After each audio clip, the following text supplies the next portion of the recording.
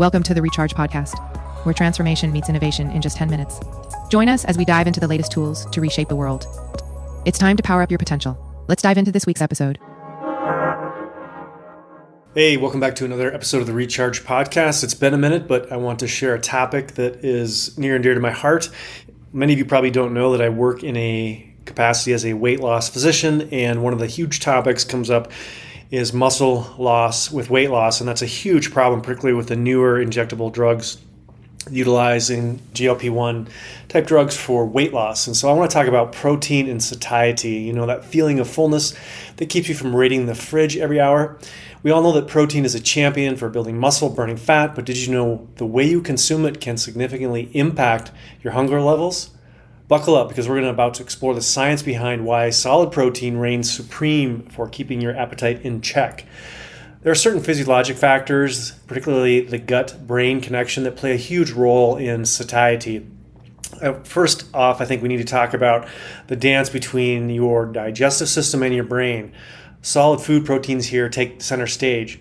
There's three things I want to talk about here. The first is chewing and eating time. While chewing a juicy steak isn't just about breaking down the food, it's a sensory experience that sends signals to your brain, a part of your brain called the hypothalamus, and this is part of the control center. It's giving a signal like, hey man, I'm eating, and this extended chew time allows your body to register the intake and adjust hunger hormones like ghrelin and leptin and adjust those accordingly. A protein shake, on the other hand, it's gone in usually seconds, or maybe if you sip on it in the gym like I do in the morning, and I do believe that there's a role for protein shakes and protein liquid supplements for sure.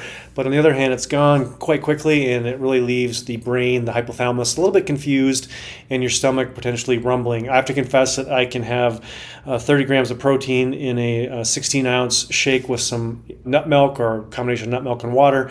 And oftentimes when I get back from the gym, I am starved. I'm ready for some eggs or some sourdough toast with kraut, whatever. The next factor is gastric emptying. It takes a bit more time for solid food to travel through the digestive system compared to liquids. The rule of thumb is anywhere between an hour and a half and 2 hours for the stomach to empty after a meal. And there's a variety of mechanisms inside the stomach, like stretch receptors and the prolonged presence of food in your stomach, that can trigger a release of a very special messenger hormone called CCK, which is cholecystokinin. Not important that you really know the name of that, but this sends a fullness alarm to your brain. It's letting you know it's time to chill on the snacks, and your brain hopefully will respond accordingly and shut down the need or the sensation of needing to stick more food in your mouth. The third is hormonal response.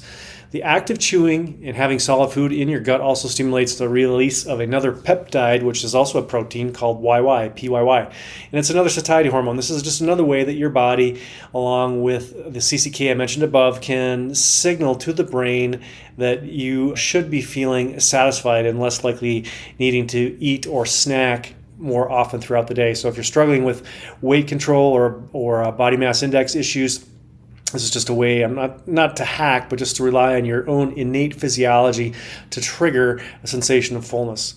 Let's move on to some psychological factors. This is getting beyond just the physical part of chewing, and it's not just your gut that's involved. Protein-rich whole foods do offer some psychological advantages as well.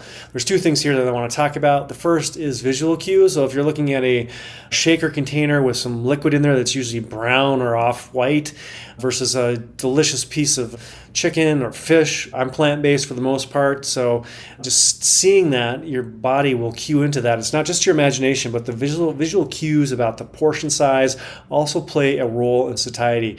A protein shake, on the other hand, just doesn't quite offer the same appeal. I think if you pop open the fridge and you see a container with some protein shake in there, or you see a nice piece of Swiss cheese or maybe some beef jerky, most of us are probably going to gravitate towards what my mom or grandmother would call real food. I don't necessarily subscribe to that, but I just wanted to throw that out there because many of you probably have that same ingrained type of language cueing. The second piece of this is the cognitive satisfaction. So the act of sitting down at the table, enjoying a meal with a friend or a family member can be much more psychologically satisfying than walking around the house or the gym sipping on a shake. This can impact definitely the way you perceive the sense of fullness and the influence of how long you stay satiated. Unfortunately, I'm recording this in Western United States, and we tend to eat rapidly and move on. I spent a chunk of time in Europe over the years, and the way that food is consumed, it's much more of an event. It's much longer in duration, and it has definitely some psychological impacts that I don't think many of us experience here in the U.S. for the most part. I mean, some family may sit at the table for 2 or 3 hours, and that has a definite psychological impact as well. The last part I want to talk about this is the power of fiber and volume. Let's not forget the supporting casts in our diet. There's other things besides just the macronutrients, and many protein-rich whole foods like meat, fish, legumes come packed with fiber. Fiber is the bulker of the diet. It adds volume to your meals. I mentioned earlier in this podcast about the stretch receptors, and this is just another way to further enhance the sensation of satiety. This combination punches a 1-2 combo on your hunger, and it helps you keep the sensation of feeling full longer. So the bottom line is, I strongly recommend prioritizing whole foods. Obviously, we're busy. If you're an entrepreneur running a business, have family, children, it's not always easy to get a full meal balanced with fruits, vegetables, protein sources, and all that. So I think there's definitely a role for protein shakes and supplemental protein products in the diet. But protein shakes, although they can be a convenient way to boost your protein intake, but if you're relying on them solely, it might be the best strategy long-term for satiety. For optimal hunger management, I think focusing on a variety of solid protein sources into your meals is a key. And remember, your body thrives on diversity, so the gut-brain connection will thank you for prioritizing whole foods. I'm not talking about the restaurant or the chain here. I'm talking about actual things in your refrigerator.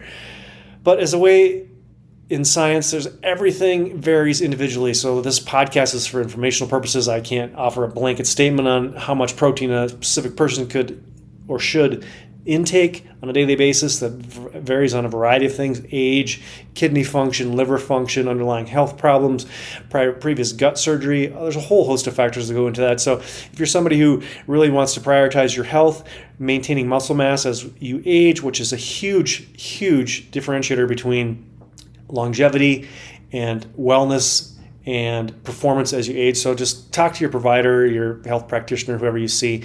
I think it's important to have some expert insight into your underlying baseline health and to come up with a plan and a strategy that optimizes whole food and supplementing with protein shakes or other protein-rich sources of snacks, if you will. So the next time you're looking to conquer your cravings, ditch the shake, grab some solid protein-packed meals.